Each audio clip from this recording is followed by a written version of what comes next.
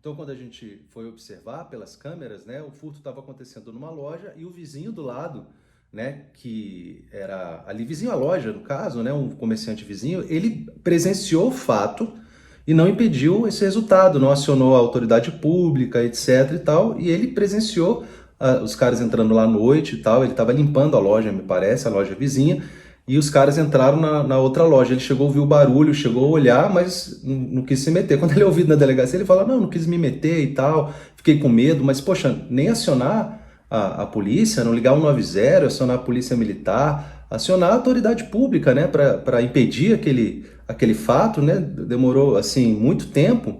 Né, os caras ficaram ali bem uns 10 minutos, né, subtraindo os objetos e o cara não fez nada. E a vítima estava extremamente revoltada com um colega comerciante lá e queria que ele fosse responsabilizado penalmente. E aí eu tive que explicar, olha, nesse caso ele não tinha o dever de agir, ele não tinha um dever jurídico de agir. O que aconteceu ali é o que a gente chama de conivência ou participação negativa. A mera conivência ou participação negativa não gera relevância causal ou relevância jurídica no resultado.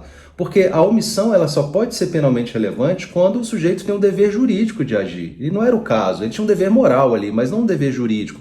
Então, nesse caso, quando a gente analisa os elementos, por exemplo, do concurso de pessoas, né, um dos elementos é também a relevância causal, é a relevância jurídica na omissão. Então, você pode até concorrer para o crime por omissão, mas tem que ter relevância, você tem que ter o dever jurídico de agir. Né? Então, nesse caso especificamente, em regra, né, a conivência, que é justamente essa omissão voluntária em impedir a prática do crime ou de pelo menos comunicar à autoridade pública, em regra, não gera responsabilidade penal. É claro que nós temos lá na Lei de Contravenções Penais um artigo específico, o artigo 66, que, por exemplo, atribui uma contravenção a um médico, por exemplo, que no exercício da medicina deixa de comunicar à autoridade pública um crime de ação penal pública, por exemplo, né?